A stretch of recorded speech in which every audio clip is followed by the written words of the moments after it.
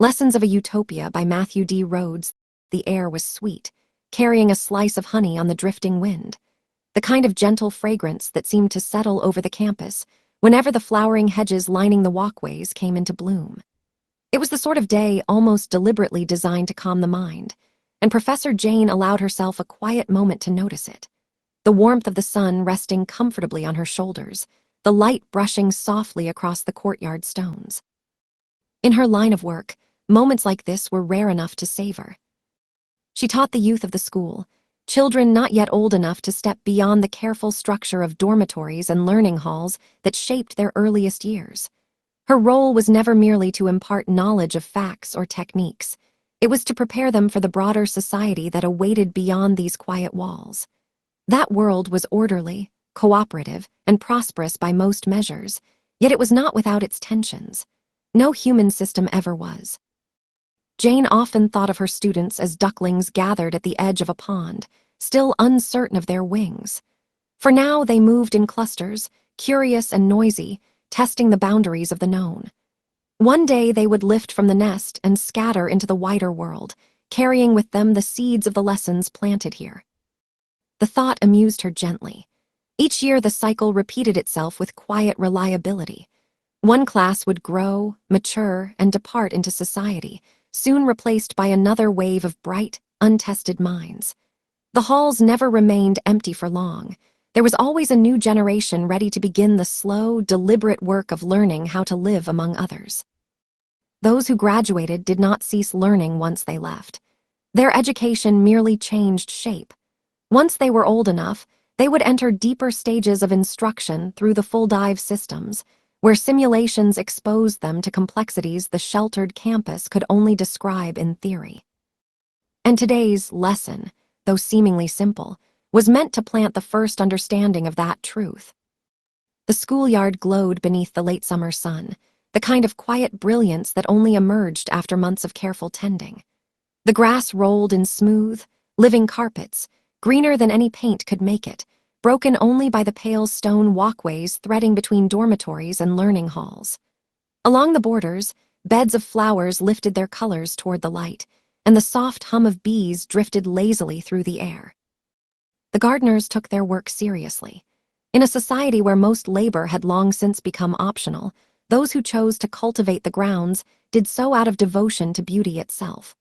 Their names were recorded in civic registries and preserved in historical archives alongside artists, engineers, and teachers who had shaped the society. These spaces became more than decoration. They were living lessons for the generations growing there. Jane knew that her own name would one day find its place in those quiet records. It was simply how the society acknowledged those who had given years of their lives to guiding others. The thought stirred neither pride nor embarrassment. It was simply a fact, like a stone set carefully into a garden path. Her work was never about recognition. Her work was to inspire and, more importantly, to prepare. The children she taught would enter a world that demanded clarity of thought, responsibility of action, and awareness of the delicate balance that kept society functioning. Jane walked along the stone path at an unhurried pace, her eyes drifting across the grounds, taking in the quiet order of the afternoon. Then she noticed a disruption, something that did not fit the rhythm of the day. A utopian society, Jane often reminded her students, was never a fragile dream that existed by accident. It was maintained, carefully, deliberately, by people who understood both harmony and conflict. The children would grow into citizens who carried that responsibility forward. A child stood beside the path ahead, a boy whose posture betrayed tension rather than ease. His shoulders were slightly raised, his hands clenched at his sides, irritation evident in the tight line of his jaw. Jane slowed her steps. What was he doing? From where she stood, she could just make out another student lying on the grass a short distance away, partially hidden by the gentle slope of the yard. That answered enough of the question. Better to step in. She walked down the straightaway, each step measured and deliberate. A handful of students had already gathered along the walkway and the edge of the grass, drawn by the magnetism of a developing conflict. Some watched quietly, curiosity sparking in their eyes. Others whispered among themselves, their tones carrying the familiar mixture of anticipation and uncertainty that children feel whenever the calm of the day is broken. A few seemed poised to encourage the tension. Subtle gestures, murmured words, the quiet energy that could feed such moments if left unchecked. Jane passed them without acknowledgement. As she approached, the small crowd parted almost instinctively, creating a clear path along the walkway. It was not fear that moved them aside, but recognition. They knew her role. They had seen her intervene in moments like this before. The two children at the center of the gathering noticed her presence almost simultaneously. The boy who had been standing stiffly turned his head first, irritation still written across his posture. The other child remained on the grass, propped slightly on an elbow, watching with cautious attention. Jane stepped into the space between them and paused, letting the moment settle before speaking. "What have we here?" Jane said lightly, a small smile playing at the corners of her mouth, as though she had stumbled upon something mildly curious rather than alarming. "An upstart." Her gaze swept briefly over the boy's tense posture. "No, perhaps not," she murmured, tilting her head slightly. "Someone irritated, maybe." She began to move slowly around them, careful not to intrude too closely, yet circling just enough to break the rigid line that had formed between the two students.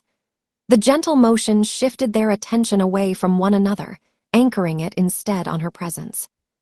"Tell me," she said gently, turning toward the boy who remained standing, "what has you reacting in such a way?" Her voice carried no accusation, only calm inquiry. "What are you thinking in this moment?" she continued. "Was it something said, a point of contention between you?" She let a brief silence settle between her questions before adding the final one, her tone still soft. "And does it make you feel better?" The boy's brow furrowed slightly, his lips parting in hesitation. That reaction was familiar to Jane.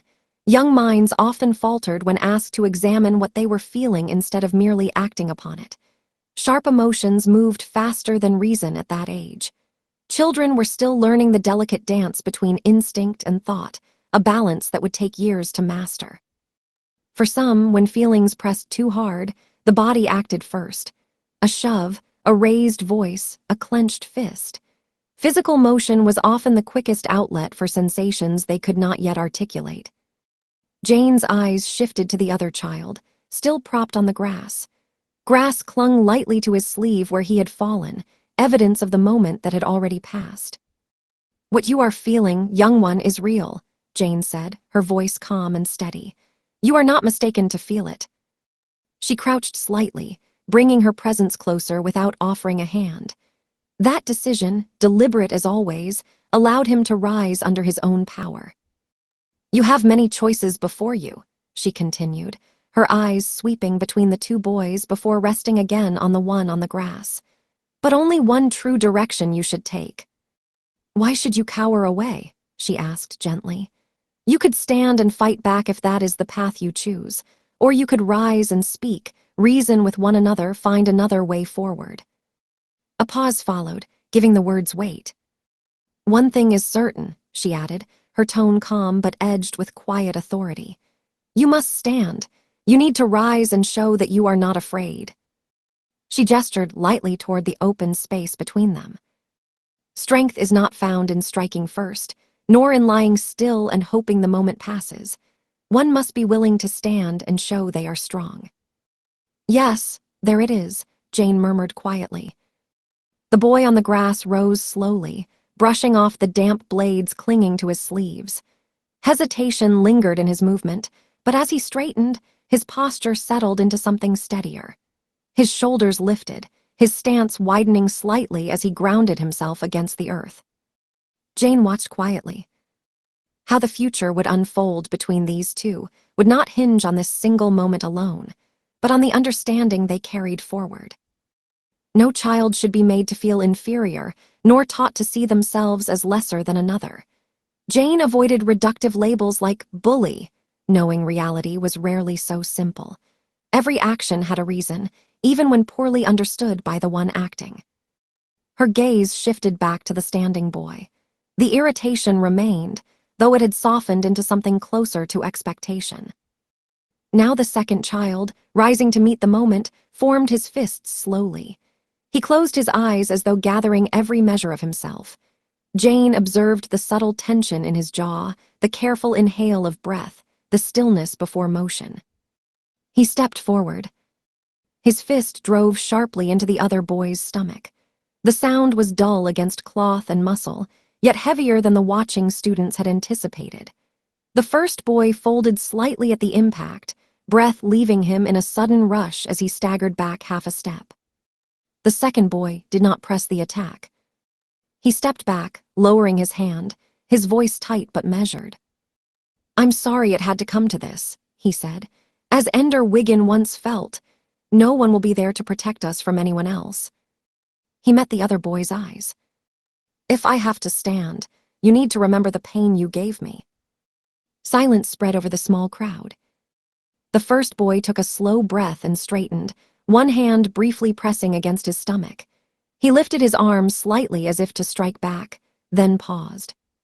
The motion faltered halfway, held in suspension by something more complicated than anger. Pain, pride, reflection, all coiled together in his expression. They had all read the book. It was not optional. And if they understood it, even a little, they would know the ending before it came: compassion. The boy's arm lowered slowly. "I never should have thrown that punch," he admitted at last, his voice quieter now. "I deserved the retaliation." Jane shook her head gently. "One does not deserve physical harm," she said. "But you must remember this. If there are consequences, then every action carries a reaction." Her gaze moved between them. "Not everything must be solved with violence. That does not mean we refuse to defend ourselves when the moment demands it. Strength has its place. Courage sometimes requires standing firm against another, but never strike out of malice alone." She straightened, folding her hands loosely behind her back. Even when defeating an enemy, a thoughtful person reflects on the cost. A society that forgets the weight of such actions begins to lose the harmony it seeks to protect. Her eyes rested on them both. "If you understand the weight of what happened here today," she said calmly, "then you may both consider this matter concluded." The students remained still, thoughtful, as the lesson settled quietly among them. Jane allowed the silence to linger. Reflection needed space to take root. At least here, she thought, they could learn from experience, short, concentrated, and powerful, without being condemned for mistakes that were natural, though sometimes unpleasant. They could learn not only how to act, but why.